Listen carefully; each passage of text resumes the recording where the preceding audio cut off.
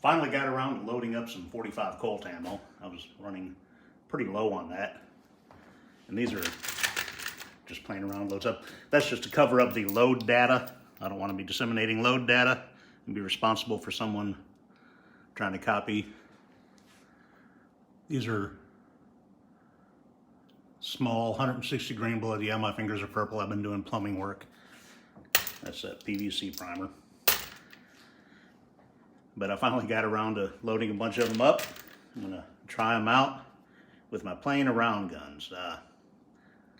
People sometimes say, why own guns that aren't combat guns or fighting guns? Well, basically the same reason I don't drive an infantry fighting vehicle. I drive a regular old pickup truck.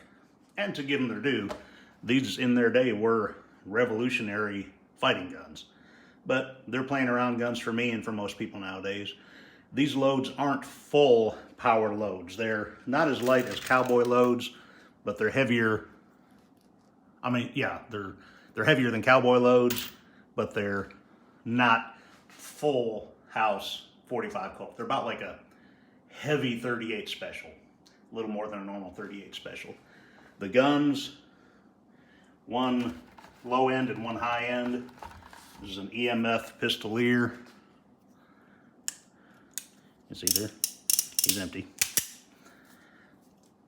It's kind of a pretty gun, actually, if you're into the old school westerns, which I confess I am. The other gun is a Uberti El Patron, which is a much higher end gun.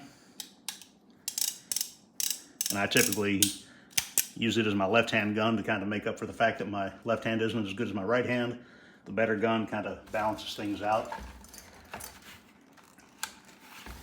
It is a little funny. This is an EMF and this is a Uberti, but they're both made by Uberti.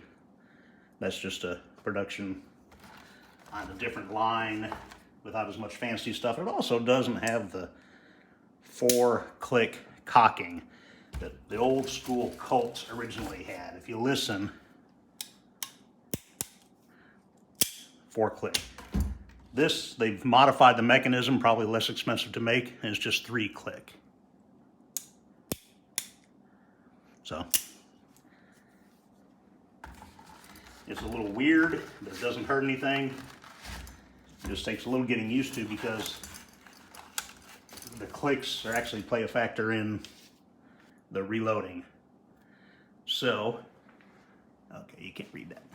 I'm not going to let you read that.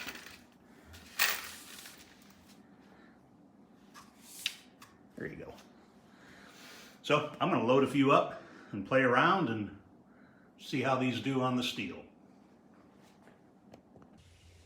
Well, let's try these out. Let me get my glasses on here. And keep in mind, I have been known to miss, especially with my left hand.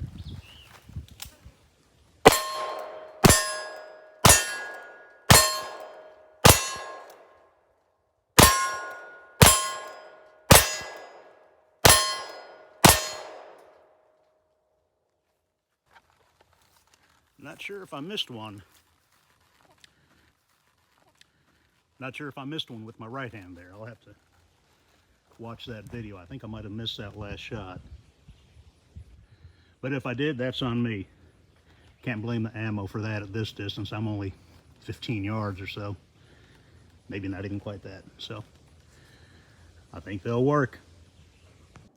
I also do load regular full power 45 Colt loads. These are your standard, where are we at? 255 grain lead flat points. I mostly use them out of the rifle. You can use either out of either, but the handguns I tend to just, they're for playing around. The rifle is also for playing around, but it's nice to get all you can out of the caliber.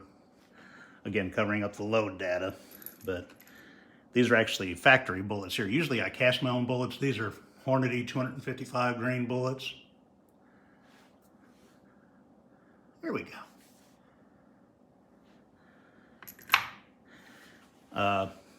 Again, I won't get into load specifics, but they are full power, not the lighter 38 special level loads I was showing a little bit earlier. So I'll take the rifle out and play around with it a little bit and see how it likes these. It's not quite a full third box when you're doing stuff in bulk. You're loading, Lord, 800 or 900 at a time. It works out not quite perfectly even full boxes, but that's just the nature of the beast. So anyway, let's take it out and ring out the rifle a little bit with it. Well, loading some up to take out with my uber tactical range pouch. Works out surprisingly well for non-magazine fed guns. You just chuck a bunch of rounds in it in one side, and when you're done shooting, dump the empties in the other side. Saves a lot of hassle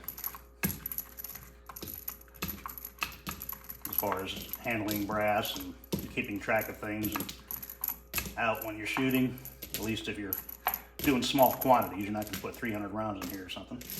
But there you go. You got the loaded rounds on one side. When you shoot, you put the empties in there, and you just dump the empties in with the rest of them by the loading area, and you're ready to clean them up and recycle them.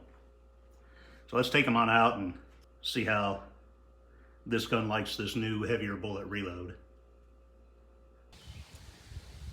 Okay, we're going to try some of those 255 grain lead bullet reloads out of the 1873 carbine short rifle. The target, we're quite a bit further than we were with the pistols. The target's that same 12 by 16 inch reduced silhouette there. So let's see what we got.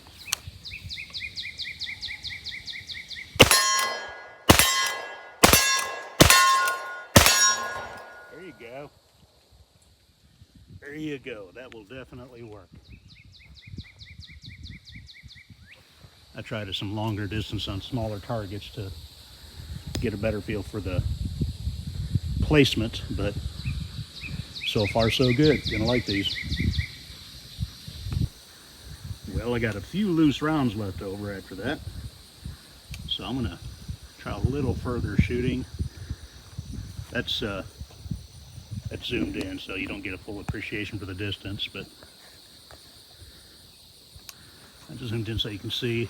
Yes, I know the inherent risks of shooting at water, lances and ricochets, but between the bank on the back, the distance before you get to any other people on the other side of the pond, and the inherent short range of the 45 Colt, it's fine. I have a few rounds left over. I'm gonna pick some things to start out with. See if you can see there's a little white thing right up over there. Rub up my finger there. See if I can hit that from here. There you go. One gone loose. Same thing again. You pop back up. Got a little high.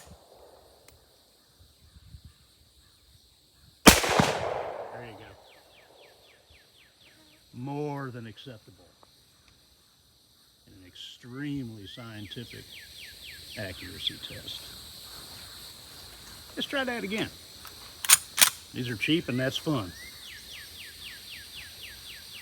Very far edge of the pond. Cool.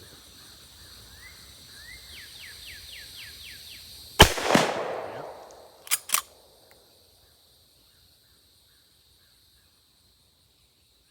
Just to the right of that one, about 3 or 4 feet. Okay. Well, that will do for my purposes. So that's a pretty respectable distance out there. I couldn't tell you in yards, but as much as I'm going to be shooting a 45 Colt at. Appreciate it.